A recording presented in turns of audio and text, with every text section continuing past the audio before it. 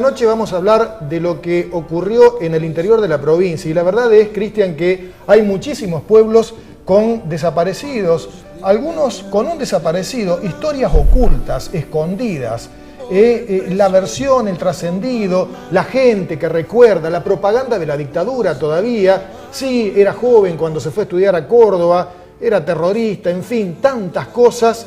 En los últimos años, afortunadamente, muchos de estos jóvenes y estas víctimas del terrorismo de Estado comenzaron a ser reivindicados. Por ejemplo, en la ciudad de San Francisco, donde hay un proyecto para que las calles lleven los nombres de más de 30 desaparecidos. Uno de esos desaparecidos era el doctor Gustavo Gallardo, cordobés, pero casado con Nora Peretti, sanfrancisqueña, hija de José Peretti, un ex intendente de la ciudad de San Francisco. Allí estamos viendo imágenes del doctor Gallardo y de Nora Peretti, secuestrados además junto a Oscar Liwaki, quien era el secretario general de la CGT San Francisco, y Néstor Páez, un albañil. Todo esto ocurrió en mayo de 1976, pero la historia de Gallardo, de Peretti, de Liwaki y Páez comenzó bastante tiempo antes. Cuando declaró la semana pasada nuestro invitado de esta noche, el doctor Víctor Hugo Sáiz, les cuento, abogado, docente de la Facultad de Derecho de la Universidad Nacional de Córdoba por más de 40 años, tanta información, tantos datos, porque claro, todo comenzó allá por la década del 60. Compañero de militancia de Gustavo Gallardo, profesor Sáiz, gracias por venir. No, al contrario, para mí es casi una obligación. Cuéntenos algo sobre Gustavo y sobre su mujer, sobre Nora Peretti. Bueno, Gustavo era un joven militante de la Unión Cívica Radical cuando yo lo conocí. Lo conocí con motivo de mis tareas docentes cuando todavía no había obtenido el título. Acompañaba como ayudante alumno al profesor conocido, Moisés Pane, y me encomendó la atención, el auxilio de él. Y ellos los conocí ahí con motivo de ser alumnos, venían 3 o 4 años menos que yo, él, y 1 o 2 años menos ella que él. ¿Ellos se conocieron en la Facultad de Derecho? Se conocieron porque ella era oriunda de San Francisco.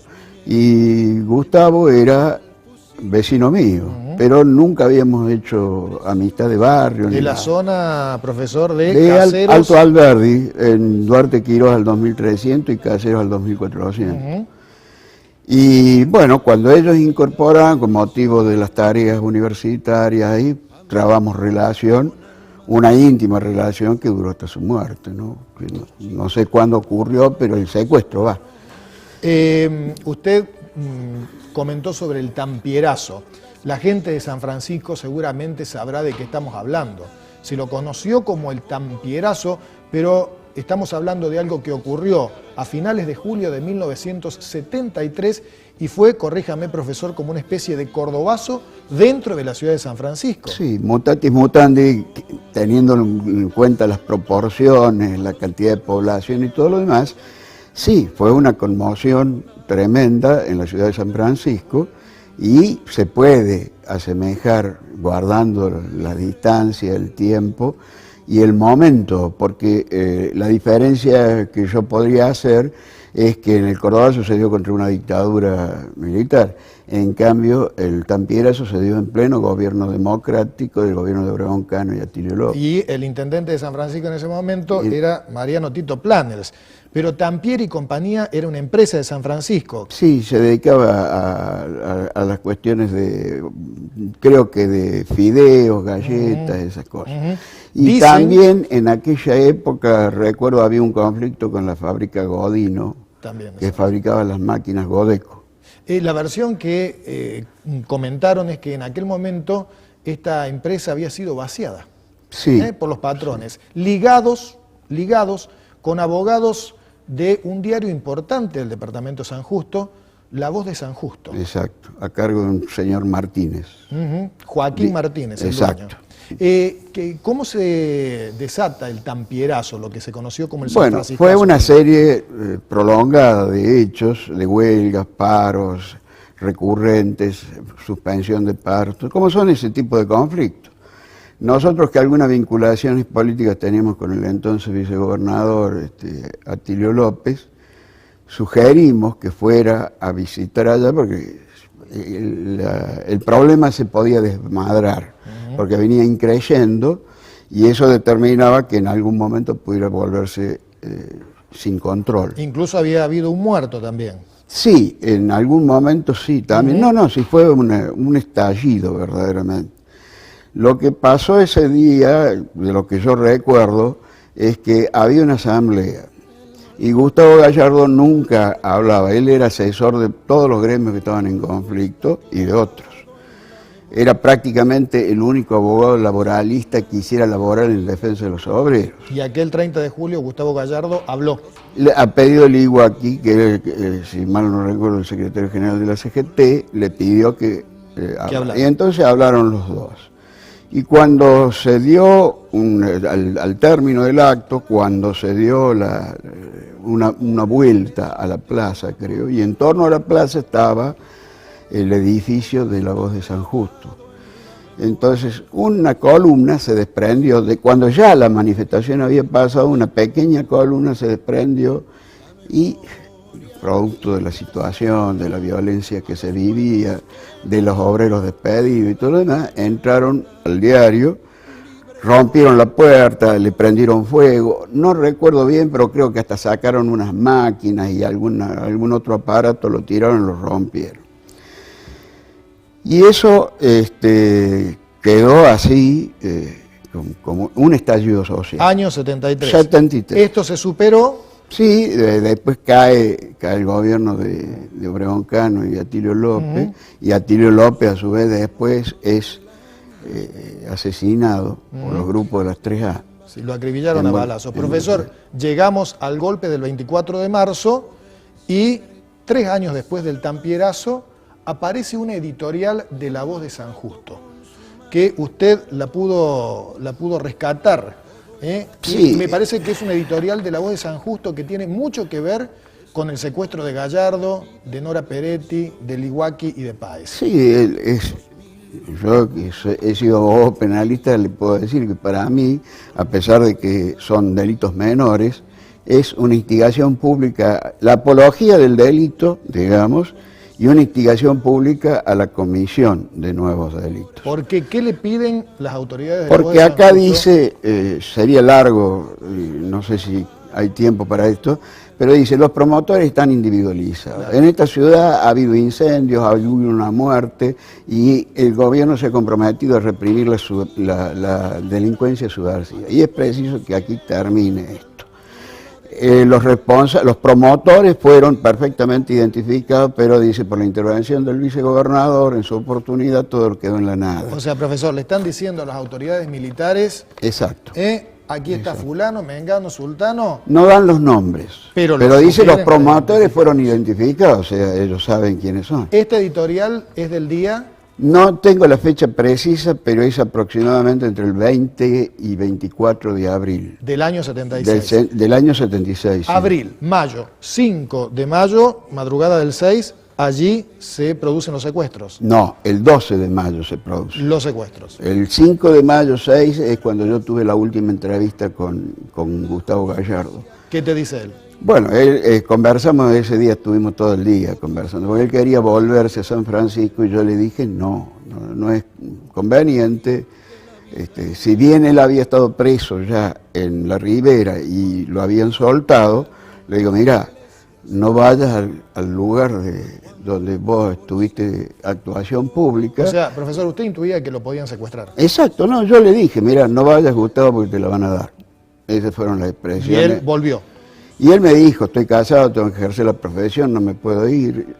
Hubo conversaciones sobre las medidas que podíamos adaptar para evitar eso, pero él se fue con la señora.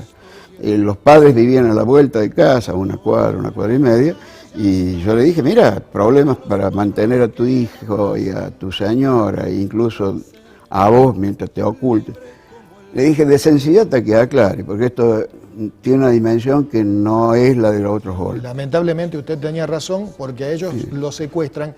¿Qué información pudo juntar usted del secuestro? A ellos los secuestran en San Francisco y los trasladan a La Perla.